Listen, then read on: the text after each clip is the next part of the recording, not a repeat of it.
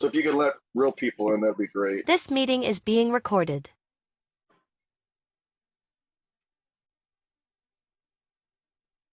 We're going to get started here pretty soon, everybody. Just letting everybody in. Hey, Martin. Recording in progress. Oh. Hello. Oh, Let's okay. see here. Oh, I think I'll let a couple of note takers in, Michael. How Sorry, about that for a start? Sorry. I'm declining them. Great. We don't have 50 note takers in here. But leave mine in. Mine's Fireflies. You got it. But we'll get started here in a little bit. But we got a special guest here, or co-host, I would say, Lara from Hawksmoor AI. So, Lara, why don't you make some small talk while we're letting people in? Hi, everyone. Thank you for joining us today. What I'd love to see. Lara, what are we going to talk about today? Should we talk about AI? I don't know. It's overhyped a little bit. Maybe we should just change the subject. By the way, so fun to see friends in the audience. So I love the friendly faces, people I've been wanting to connect with for a while, and new faces also, of course. But hi, Emily. Hi, Keith. And I know there are others. But if you guys want to put your information in chat, again, this is a roundtable definitely about AI solutions and tips and tactics, and it's really what it says, the revenue lab, right? How do we increase revenue? What's some tips and tactics around that?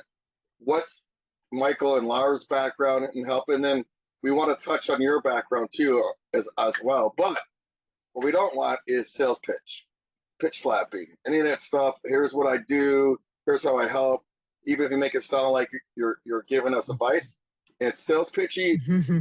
It's going to get way too much into that, and people are going to never come back to these things. And I'm not doing it or saying this because I'm trying to be a jerk, but no one's going to want to hear 50 sales pitches today. So if you want to pitch what you do because you want to connect and make partners, this is why we do it. But do that in chat so you guys can do a one-on-one. In chat, you guys could do a one-on-one there. You guys could say, here's my calendar. Feel free to go crazy there.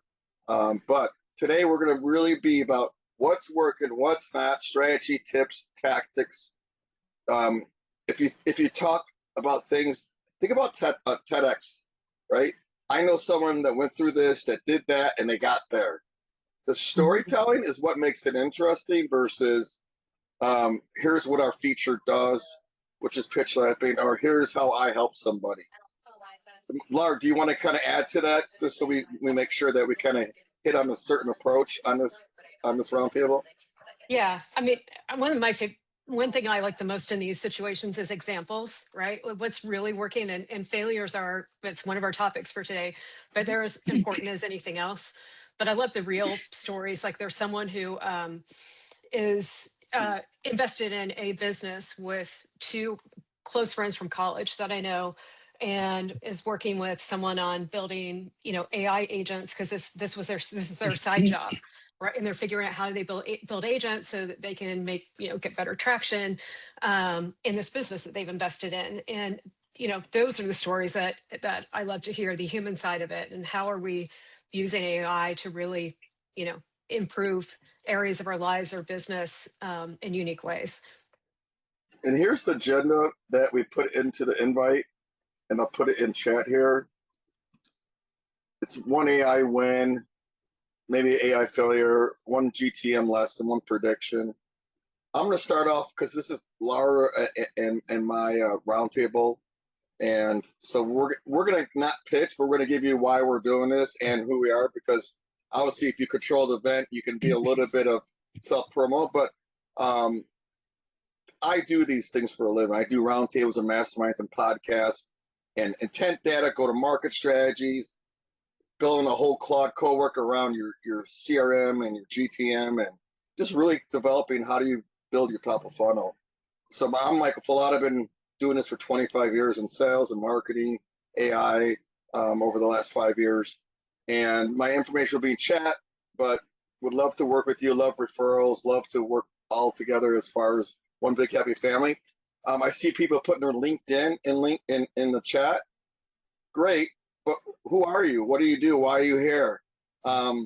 What's something you want to gain? Like, I'm trying to figure this out, or I want to let people know I do this. So put more than just your LinkedIn. You know, put your deck, put your Calendly link, put stuff that's going to say, oh, I would love to connect with Matthew or Steve or Lee. And Lara, tell us what your background. You have a big background in what you do, and you just built your own company. So tell us a little bit about what you do, and then we're going to go into. I want to go into the. We'll each start with one failure or one failure or one. What's what I'm trying to think. I just lost my brain thought. One success. Go ahead. Hi, everyone. So I'm Lara Schackelford. I spent 25 plus years in leading go-to-market growth marketing for CMO for startups, but mostly large enterprises. I was a part of the global demand center at Microsoft. I ran the Americas. It was an AI native go-to-market system before we were calling those things AI native. And I started at Microsoft actually decades ago, doing demand gen the old-fashioned way in spreadsheets. And so I've seen it all, and I love it. I love the place that we're in with AI. I love the possibilities, and I also know I'm getting some incredible wins, and I'm making the mistakes along the way too. And so anyway, what I want to do is help people through that. I do run a Women in AI group just as a community that I really care about making sure there's a place for people to come together. We meet every other Friday. And just as an example, we're meeting this Friday to figure out how people can build agents and bring them into other organizations with, enterprise, with security. How do they roll them out to other companies, things like that. So anyway, that's actually my community that's doing it, but those are the kinds of problems that my company and I solve is, we'll go in and build strategy, orchestration, and build agents for companies. We work with everyone from 20 million to $6 billion companies. And in fact, one of the largest financial services firms, companies in Asia Pacific. So we work with companies at all sizes right now. We'll see where we focus, and that's me. And like I said, I just think this is interesting. I want to help you. I want us to help each other through it. What's your one go-to-market? I know you and I decided to do LinkedIn automation around this whole invite process for you with me. I would love to focus in on how to make a partner like you and me grow together, and how we did this. And we have 100 people registered for today. So tell us what your opinion was on building these roundtables as a part of a way to connect with people, build your business, and also help other people versus just you. Yeah, well, I think what's really nice is Michael and I come to this with complementary skills. Michael is really good at, LinkedIn automation, doing outreach, bringing these roundtables together. I've spent a lot of time in my career, both at scale, but at enterprise companies where we're trying to get to, focused audiences. And I just see the future of B2B completely changing in terms of how marketing engagement happens. I don't think, we all know this personalization that we've been experiencing is terrible, and it persists. I still get the awful emails all day long in LinkedIn.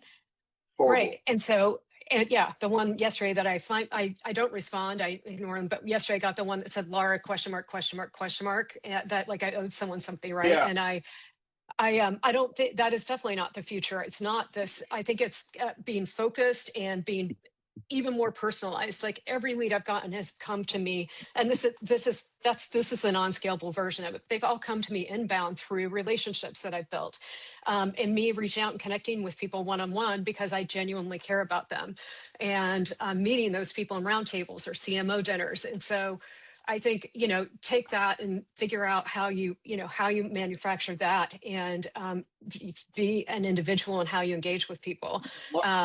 Lara, that's B2B. Lara just connected with someone because of our outreach that I did for her and us, to someone that she hasn't talked to in years. Because a lot of people I have 30,000 connections. I don't talk to all these people for 10 years sometimes. But if you do something where you're opening the door, cracking it open, saying, I want to put you on a round table or podcast, or I want to see if you're going to Inbound or this conference, and you're not pitching, you're just saying, hey, what's going on? And not just saying, how are you doing? but asking an opinion question or giving them a compliment to do something with you. Laura, dude, who was that? You just can. I'm not. You don't have to say who it was, but it was someone Yeah. that was something that you want to connect with again. Yeah, it was someone. I'm not saying this because you're here, Keith. The first 8 years of my career were at Oracle, and it's always will hold a special place in my heart. And there was this female executive there that was just known for running part of the sales organization like a machine. And we all just worshiped her. I remember going to her office to see her dashboards, and she's of course soared throughout her career and now is one of the most important female VCs. You can probably easily trace back and figure out who this is. But anyway, I would not have reached out to her on my own, even though we had a relationship. And she's helped me along the way over the years because I probably thought now that she's this VC partner, a really important VC, she's too busy for me, right? And she was like, hey, I really can't make this one. I'm off that day, but I'd love to come to future. Will you add me on the list? And also, how are you doing? And that simple thing where that took me out of my comfort zone to reach out to her on it. It happened because Michael added her to the list and I agreed to it.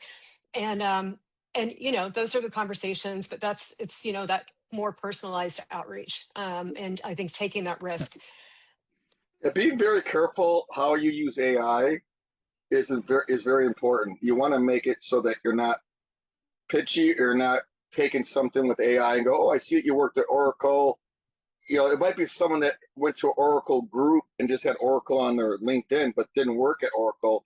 They just had it listed a certain way, and it makes you look like you don't care. So, Keith, were you raising your hand?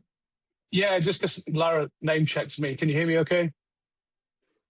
Yeah, we can hear you. That's good.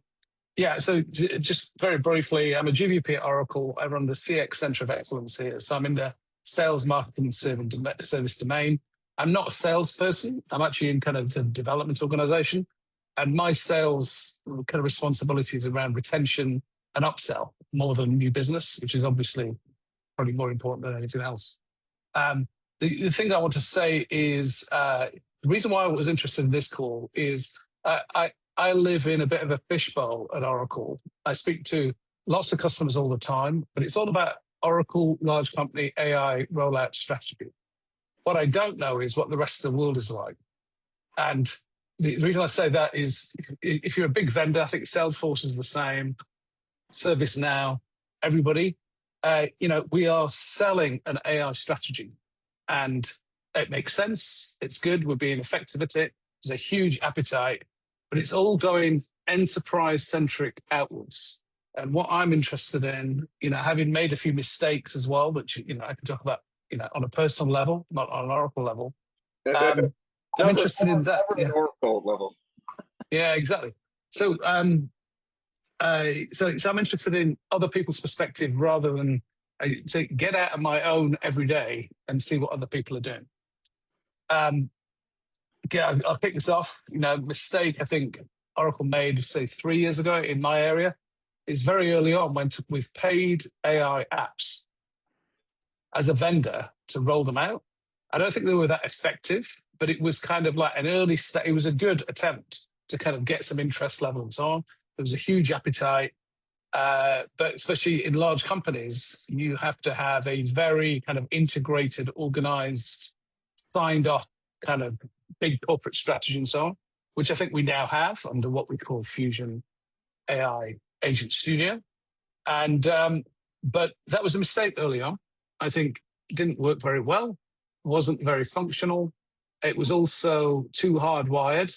And you think about what's happened in the last 18 months in particular, the whole industry has transformed itself. Like the tooling and general availability is totally different. So from a large vendor point of view, what I'm trying to say is mistakes were made on early product rollout and adoption. A couple of mistakes later, I think there's a good machine. Now it's an execution challenge to roll out, and that's what I'm in the middle of. So happy to talk more about that with anybody. What would you say your biggest revolution that you saw? Like it could be a tactic or strategy or a piece of AI tool. Not doesn't have to be Oracle based, but what's something that was taught to you? Either it was a mistake or it was a success that you can almost do a TEDx talk to us about. Well, there's a lot of noise and very little signal in all of this, obviously. And I can kind of self-criticize the Oracle position, right? We've got something like 1,000 agents that have been rolled out in the last year. Very, very few of them make sense, which sounds like a bad kind of omission here, but there are lots of automation agents, which I think are probably going to go nowhere. The ones that are going to make a difference are the cross-company ones. So anything to do with procurement, where a company is dealing with another company and you can compress times and actually save cash money. Anything to do with things like, in my field, quoting, bidding, things like that. You bring money in faster if you bid more accurately sooner and bill sooner. So in this massive amount of noise about AI agents over a massive landscape, very quickly, it's a hit business. Yeah. So that hit business for me is going to cluster around the cross-company B2B kind of exchanges, because that's where the cash money changes hands. Everything else is pushing money around an organization from budget to budget and doesn't count. Sorry, it sounds to me like what you're saying with all the ones that aren't going anywhere, that companies are not starting from the standpoint of, where do we want to be in 3 years? What is it going to take to get there? And what do we need from systems and tools to help us get there? It sounds like they're just throwing AI at stuff to see what sticks. Are they not being more strategic about it? No, I can't speak to everybody, obviously. The point I was trying to make is that when I said there's a hit business, is lots and lots of applications, agents is the way I think of them. Something like generative AI for HR job reviews, for example. Yeah? That is a useful function. That's a little agent that we've got, for example. We use it all the time. The novelty value wears out after about 2 days. Yeah? Then everybody's using it, just like LinkedIn email and so on. So the arms race suddenly becomes, it's in a different area. So a lot of these things, they're not going to endure, is what I'm saying. They're useful. They're internal productivity tools. But I think the real end goal on internal productivity is to get rid of the people doing the increasingly productive things, right? Where the long-term value lies is in the intercompany exchanges. So, we do ERP, for example. In ERP, you're closing books, you're paying vendors, you do chasing receivables and so on. The really valuable things are the intercompany experience points. Anything that's to do with internal automation is an arms race that's going to quickly resolve in jobs being eliminated, is my view. That's my view. It's not Oracle's view. I definitely think for me as a sales guy or a guy that's doing my own business for 5 years, the note taker has been monumental to my approach in doing things, as far as recapping the meetings, following up on next items, throwing that stuff into my HubSpot instance. So one of the things that I was horrible at is had 15, all these people had 15,000 notebooks with handwritten notes. And how do you go through that stuff? And the note taker part of AI and what it's doing and how it's turning that into automated task automation on next steps will help me write messages that I don't really never like doing, recapping the whole conversation I just did. That's one of the things that I thought was amazing for me on success. We've got, I want to add to that an example of a company that it does the random acts of AI and how we're trying to how we're working to change that. But I want to make sure, Keith, that we make sure you've finished your thought and that we get to Diane. Yeah, just one last thing on your point, Michael. I think there's always the question is always, so what, right? Yeah, when you've got 15,000 notes in HubSpot and something like everybody else, what difference does that make? The point I'm trying to make is, what are some of these killer applications that will endure? We don't know what they are yet. It's a bit of a hit business, and you can't predict the hit business by definition. They're very likely to be in certain functional areas, and everything else is going to become part of the fabric. And it'd be interesting for a while, then the world will move on. Some things will endure about sales and buying in particular, making and bidding, proposing, prototyping, all that kind of stuff. That's really where the value is. So Just my personal view. Okay. Yep. Sorry, Laura. No, we love That's having good. you. Yeah, thank you. Diane. Thanks. Good to see everybody here. I sent you a note, Keith. I'm happy to talk to you. We see a lot of mid-market, so I can share with you some of what we see. I'm in the experience management space, so I work with a lot of organizations who are trying to helicopter up and take a look at everything they have going on. One of the things that we see all the time is that they're really forgetting about what you're truly after. It's typically what are we trying to accomplish and not what is the customer trying to accomplish, what do our employees need to be able to do, and how can we take those things away from them and have them do things that are better for the organization. So I think we're treating AI as a thing we're going to go build when really it's an enabler to achieve those things that we need to go achieve. So I think about customer onboarding, right? It's a mess for every company. I can't tell you one company we've worked with where it hasn't been. How do you automate that? How do you make the contract process better? How do you get them the right content at the right time? Those are the things that are going to drive value. What's a good what's a good customer onboarding solution? Well, I mean, that depends. I'm not looking for a solution. The problems are there. We have to help organizations really figure out how to work that. If it's a contract, it gets stuck in legal. If it's they don't understand who they need to contact, there's no handoff internally in the organization. A lot of times it's internal processes. Nobody owns it. So it depends on the organization, but helping that and saying if we're able to get time to value by getting somebody onboarded quicker and they don't have the you didn't have me at hello experience, Yeah. then they're probably going to stay longer. So we're focused more on how do we apply AI to those situations where we know it's going to provide value to the customer and in turn the brand, or the employee and in turn the brand. I was So using this perspective, we're missing a little bit about building apps and building AI when really we need to be leveraging it to achieve that value. That's my soapbox. there's a digital twin thing called Delphi.ai I started using. And I had my daughter start helping me, and she was asking me questions every 2 hours about what should I say here or how should I answer this. And I just had a light bulb. I'm like, why don't I have her talk to my digital twin at Delphi.ai and ask my digital twin questions for the onboarding for employee. So that was something I kind of stumbled on. I don't know if anybody else has done anything like that where your onboarding of employees becomes a very time consuming OJT stuff. So anyways, Emily, how you doing? I saw you on the last call, but you had your hand raised and then you disappeared. You must have had to leave. Yeah, I had to jump early. Yeah. I just wanted to jump onto the conversation about the importance of onboarding clients correctly Yeah. and using AI for that, as well as We lost her.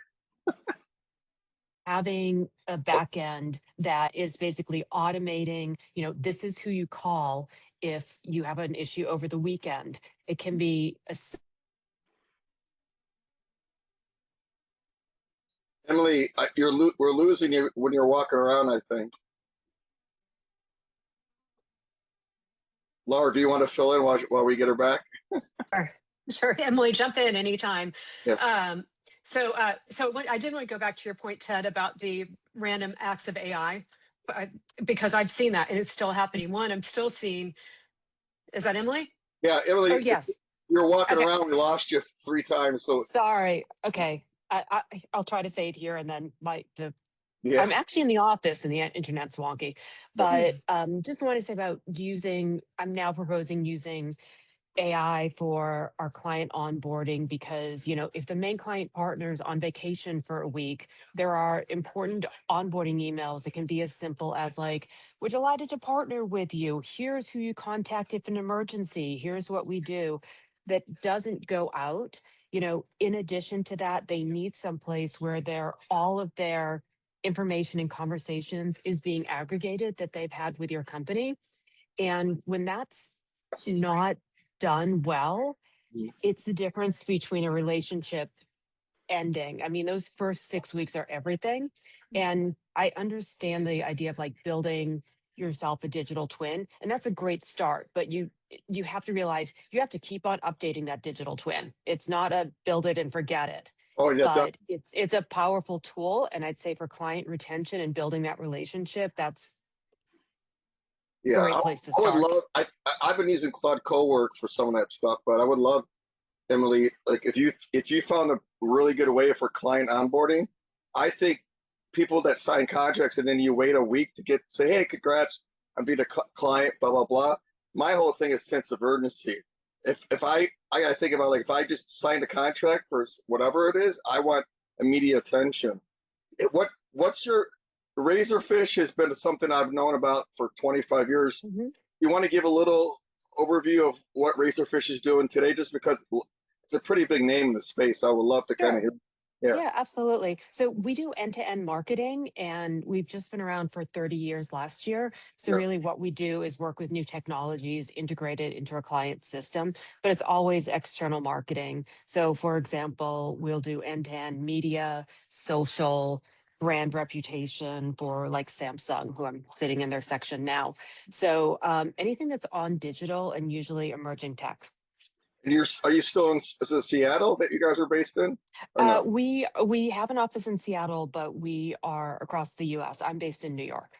And what have you found on the onboarding side that is, whether it's a really cool topic that you've integrated or a really cool platform that has helped you with the onboarding for the Mhm. client? Yeah, it's not going to be one platform. It's not going to be optimizing Claude. It's going to be a bot, a destination they can go to. They have to be able to log into something. They can see everything aggregated. It has to be a cadence of emails that go out. And on the back end, you see that those emails were opened and received. A lot of times we'll put in, hey, and to welcome you aboard, if you'd like to fill this out with your address, we'll send you, a welcome client starter kit. That way, we don't retain their address, but, that way we know they've been through it, they've read it, they have something. But it's so important to give that experience. But it's a series of tools. It's setting up an automated system that's smart and interconnected more than just one tool. It's probably hitting the client with certain questions, but also reminding the internal client team do A, B, and C. Otherwise, it's not going to go well, right? Exactly. Do A, B, and C. In fact, it's almost like taking off A, B, and C from the client partner's plate. It's like we're automating A, B, and C. Now the stakes are you just have to, make sure you get the answers back from A, B, and C in a timely manner. You're CC'd on everything. So I think when we first started doing this, the idea was, oh, I don't want, I know my client, I don't want it taken out of my hands, but this is just a tool to make sure they have the most updated information. It's really almost like a comforting way to onboard someone to a company, and it continues for about 6 weeks. But that was in response to directly not having a good onboarding experience. Awesome. Well, thanks for nice to meet you. I've been dying to talk to you. So Yeah. thanks for joining. I mean, Sean, it's not fully rolled out. We've rolled it out to some clients, but we're looking to roll it out fully in 2027. Just so I don't want everyone to think we're that, that slick. that's slick. Okay, Sean. Yeah, this topic, and Emily being at Razor, I used to run film sets for old Razorfish campaigns for their clients back in a previous life. Onboarding is such a great topic when it comes to this AI thing. I tend to focus more on the human side of it, though, and I'm wondering, and Emily, you might be able to speak to this. There's a ton of studies and research out there about things like trust and what it takes to forge connection, and that AI really misses the mark in terms of forging actual connections. So the case, Emily, that you just brought up sounds like, man, to have all those resources at my fingertips and just know that I've got some of those basics, that seems to be really valuable.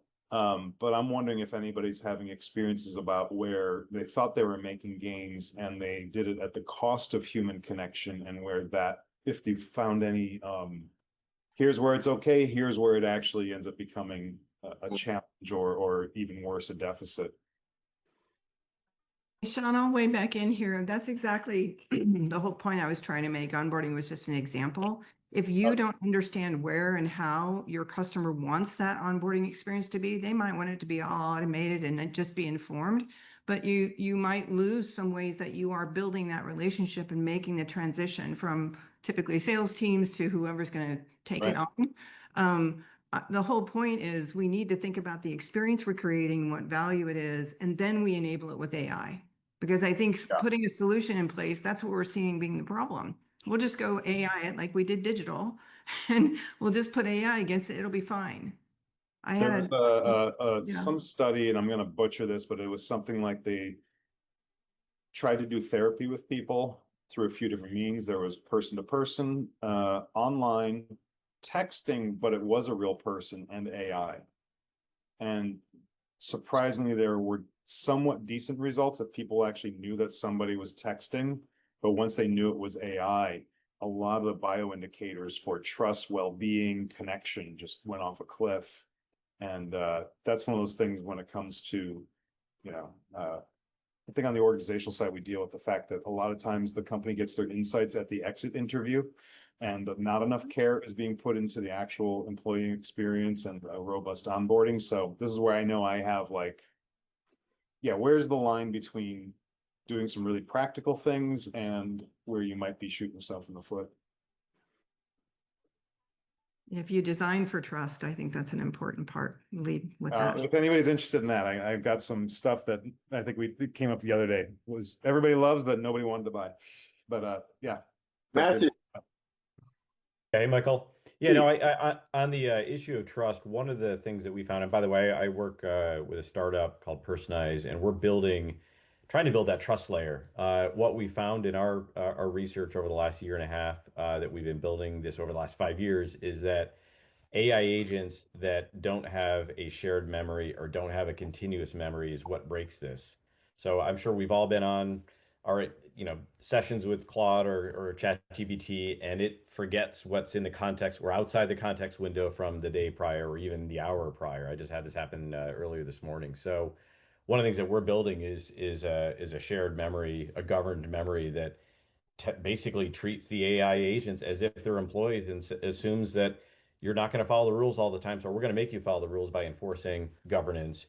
And we're going to share all of the memory that's resident in the enterprise. So think of a large enterprise with, tens of millions of data points, whether it's customer records or phone calls or transcriptions, what have you. Make that available to every agent in a system where any agent can pull up that memory, that recall, such that you're not having to retrain those agents every single time, and you don't have those situations, Sean, as you were just mentioning, of as soon as you kind of detect or smell the AI, your trust layer level goes down pretty significantly. So one of the things that we're solving for is that memory. You need to let people know this is an AI chatbot or AI response. Then you won't do that. But if you try to pretend like it's a human and you get caught, it makes you look like somebody you can't trust. You get the company and yourself. Yeah. Lara, yeah. One of the practical applications is personalization. So we have some customers working with us to deliver very, very personalized experiences. Think, emails and landing pages that are personalized for the target contact. That are highly personalized because we have all that context. We have all that memory on the individual contacts themselves, which is, again, raises that level of trust. Conversions are better. So if they can go to market, that's a much better way to achieve performance than trying to force fit an AI bot to do something that it's just not structured to do from an infrastructure standpoint. Lara. I was just on a call with a roundtable actually on this topic with McKinsey, and it was all about how you create psychological safety for your team members as you bring in AI. And such an important part of it is having the team feel like they're a part of the journey. And this brings it back to the point Ted made earlier that I wanted to say that I still see companies doing random acts of AI. So one company, a $3 billion tech company I'm working with, they've got an AI leader who sits in tech, who has a use case application. If you want to if you want to use Claude or ChatGPT Enterprise, submit a use case and it'll say, does it help with revenue? Does it help, with internal efficiency, things like that. And then suddenly, if the use case is approved, suddenly it's rolled out to this department. but it's not part of a bigger strategy. It's not, you're not bringing your team along when you do that. And what we're doing is going back, like, that's fine. We'll we'll continue to let people request their use cases. And at the same time, we're going back to put together a strategy that, the teams have a part in developing, and whatever, there are lots of ways to get at your AI strategy, but it's really thinking about your moat, where you are today, what it's going to be in the future. And I think a lot of companies, like I said, they default to this idea of either the random acts of AI, I heard some of that earlier in a couple of examples you all gave, or it's just, it's just kind of loose and uncontrolled, rather than giving people that structure. And some of that structure is what people need. They need to feel that they're brought along on the journey. All right, let's go to Pete Matthews. Pete, you there? Let's go to Jane Sorson Herthel. Is that it? Marcel, yes. Hi, how are you? How you I doing? was just listening. I'm fine. Thank you very much. I love the dialogue here. It's interesting. I have a number of early stage clients that are all struggling with the noise and how to obtain leads. And it's been fascinating. I've reached out to some of my former colleagues that are CROs and leading different sales organizations to kind of see what's been going on. Because I don't know about you all, but I feel like the last 6 months has been flipping everything on its side about what worked before to kind of navigate these leads generation in this complex B2B environment. So listening earlier about what someone said about memory and kind of making sure that, these agents are smart and have context and can be consistent, I think is important, especially when you look at the lead generation process. And so I'm curious to hear about what other people are doing around in that area. Well, that's kind of my realm, so I'll kind of chime in about other people. But on the lead gen side is creating value and giving before you're asking. Mm-hmm. And like Lara and I, it's like, we have our own business. Probably, I think you do too. It looks like is don't pitch slap. Don't say let's grab a virtual cup of coffee. The whole idea is like, hey, we're doing like this round table. We would never get to meet you if we didn't offer you. You probably came from Lara or me or someone else. And the whole idea is to get the engagement, build a relationship. What I call dating is business dating, and in this world, right? So you got to get to know somebody before you sit there and throw up everything you do for them. So by doing things like podcasts or roundtables, or hey, you're going to the conference and inbound for HubSpot in June, that's just asking them a question and having a normal conversation you would. But everybody's so hyper about here's what I do, here's how I help, here's what I sell. And that no one wants to be sold to anymore. So you really need to sell to people. If you're gonna understand their disc profile, understand how they buy, understand what they do, and don't hurry up the whole approach. Because if you look at doctors and lawyers, they'll ask you a bunch of qualifying questions to understand, at least the good ones, how they can help you. And I think we as business people forget that, or we want to do everything ourselves. Like I try to help people like, well, I'm doing this, I'm like, what's your business? Because if you're doing lead generation, top of funnel, and roundtables and masterminds and podcasts, then you're not focusing on what you do. So does that help? Like, and the value, no, for sure. Yeah. And the value. And I think the value that you provide, and making sure that you can really provide a service that's of value that the customer really feels like they can get something from, right? And so I think finding that match is critical, and being able to really service them, right? Do something good for them. Yeah, find a repeatable and scalable approach too. I mean, I do that as a repeatable and scalable approach. It's like I don't want to have 5 clients. I want to have 20 clients that pay me 5,000 to 10,000. So if you don't have repeatable and scalable things you can do behind the scenes, then you're going to basically sell your time as a consultant, and that's great. But then you're at a limit, and that's okay too. But make sure then if you're on a limit, maybe there's other partners that you could farm that out to that can be behind the scenes or sister company, is my opinion. We have other consultants on here that can definitely give their opinions too, and you're welcome to reach any of these folks. I want to comment on this too, because Jane, it's great to see you too. have worked on this so much in terms of I don't know, consultants, but also like what I've purchased throughout my career. I've managed and spent big budgets. And so often it was not just the technology side, but when you're paying a consultant, it would be, here's the retainer, and it's going to cost this much for 3 months or 6 months. And you're signing up for something where you're trying to, in the past, it was you're planning for things to move and happen, but it was still more of a retainer model. And today, like, I sell outcomes to people. I don't sell retainers to people. And if someone I worked with tried to sign up for a retainer, I don't think that I would do it because it'd be a disservice to them. So I think the Yeah, world has shifted so quickly in that way. And it's for sure. goodness for all of us. Well, I totally agree, Lara. I mean, I think I first of all, it's great to see you. I know you and I have worked together in the past, so thank you for the invite. I really appreciate it. Um, you know, my business as well too is outcome only based. I only align on the upside. I do go through a process, fairly regimented, and then actually feed that into AI. So it is a structured and it does have memory. So there's some consistency with that. And some of the clients, my clients that are leveraging it have found value just because it does have the consistency and the team can have a shared memory of what's gone on and what's transpired with the particular account that they interact with. So it really truly acts as kind of like the brains of their go-to-market process. And it's codified, so it creates alignment consistently over time, and then also you know, throughout their team. So it's kind of an interesting way to use AI and combine it with some of the go-to-market bespoke knowledge that maybe each company has. I see someone I haven't met yet, Natalia, or is that how I pronounce it? Yes, indeed. You got it right. And no one does. Nice Thank you. It's Natalia. Nice to meet you guys. to meet you. What brought you to the round table today? What's a tip, tactic, or strategy that you loved or that just completely failed and you want to warn us? Yeah, I mean, I think someone said it earlier in the conversation about getting the team rallied around it versus this random acts of AI. The challenge I'm facing today and why this was an interesting topic, I've joined mostly full-time with a new startup. Very basic concept, selling coffee out of a barista quality kiosk.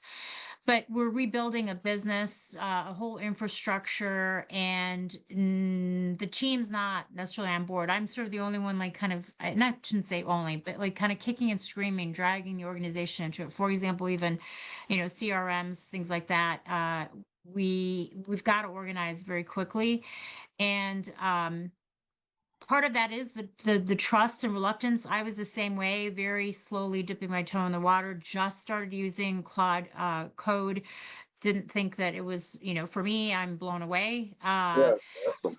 Yeah, how much you can get done. I am trying to, you know, soak up, eat up as much information, understanding, and learning. Courses, cohorts, the whole 9 yards to figure it out, because it is scary. I've had some things go not well. And I also came from highly regulated industries in the financial sector, like, you know, Laura's experience. And so, yeah, it's just it's a lot to sort of organize and rally around. That's the simplest way to put it in my experience. Some very pleasant surprises, but also some really, you know, terrifying moments. One of the lines Michael, Well, you go. just let me, I'll throw it in. One of the lines I use most often, I love Claude Code too. I'm a Claude ambassador, like I'm all in on it. And at the same time, I often tell people, just because you can doesn't mean you should. Yeah. If there are any startup CMOs on the call, right? The number of CMO friends I have who've said, I can't make dinner next week after all, or tonight, because my CEO redid our website over the weekend and now everything's broken, right? So there's so much that we can do, but I guess that I keep coming back to the idea that we need to be, to make up a word, we need to be planful in what we're doing and not just do it because we can. Yeah, you nailed it, Laura. Thank you. Let's see who. Oh, Pete. When I was, are you back? Oh, is he frozen? Pete, you there? I don't think he could hear us. How about Jerry? Thanks, Michael. Great conversation and great context from everyone. I think the addition I would add to this, just in listening to a lot of the commentary, is three things. The first of which is start with AI is not a tool, it's an intelligence layer. Okay. Now, when you apply a tool that links to AI or utilizes AI, that's great. Recognize it as an intelligence layer. So if you're not feeding it new information, it only gives you the last information. It also needs to be trained. And what I mean by that in listening to this conversation is trained is, and this is one of the things that I've run into on the sales side of things, is I've often found all of the platforms will lend to business solutions and not to human solutions. That doesn't mean you can't train this intelligence layer to look for and feel more human emotional components to things. And it takes training because you can't derive that from just text, right? It's difficult to do that. So you have to give it context to the text in order to train it. But I have found over time, it gets better and better at that. So when we talk about, I think, Sean, you were talking about personalization, or someone was talking about, Matthew, you might have been talking about personalization and getting more personalized in communications. That's one aspect of it. But if you're also adding the human context and that human operations layer on top of the actual transcript, you can start to train it to understand what those person's needs, interests, likes are, how they like to be talked to, what they like to talk about. So that's the second component of it. And the third is that these are all systems. So utilizing these in a systematic way and building systems that are sustainable. And Mike, you use the term, and it's only the second time I've heard you say it, which is great, is repeatable systems. And what repeatable means is that you can do it over and over again, but doing the same thing that doesn't work over and over again is also wrong. So using the intelligence layer to make sure it's getting better and better and better. Jane, you were talking about this process that you have. You know, my question to you would be is, do you have your AI evaluating the performance of that and any enhancements or tweaks to that in a real-time basis? Because that's the intelligence layer really being optimized. So those are the three things that I would add to the conversation from what I've heard. Just, I came on 15 minutes late, I apologize, but those are the three things I would add that I've experienced and continue to experience, and ways to utilize this new technology in a unique way. Joe, I haven't heard like what you do and what's something that you could spread some sunlight on for us. Everyone, happy to be here. Listen to you guys. This is my second time, second call. You turn your mic up on your Zoom there a little. Sure. 1 second. Can you guys?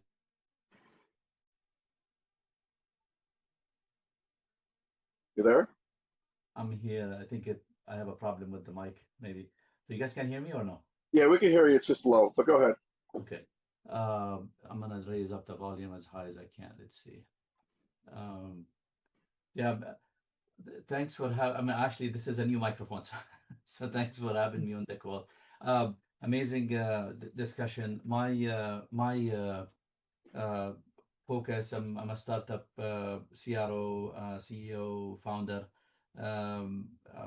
We had a couple of exits in the past. I focus actually on helping startups similar to what I did in the past, get through the go-to-market barriers. And now with AI, this is the very interesting conversation here. Is what you can do more with less. Basically, that's kind of the idea. And the biggest thing I always face with a lot of the startups that I work with is just because they have a friend that has a startup that does something in some way, works really well for them, we want to copy what they're doing to make things work for us. And I always tell them it's not always true that that's going to happen. You will have some unique workflows that work for you really well, and ones that are really bad that didn't work. So ideally, what works for you, even if it's on a closing one sale or getting one lead in the system, and let's see how we can get this automated. Let's see if we can deploy AI. And the problem is, most of my work has been B2B. I haven't done a lot of B2C. So, and B2B, as you guys know, there's product-led growth and there's, tops-down kind of marketing.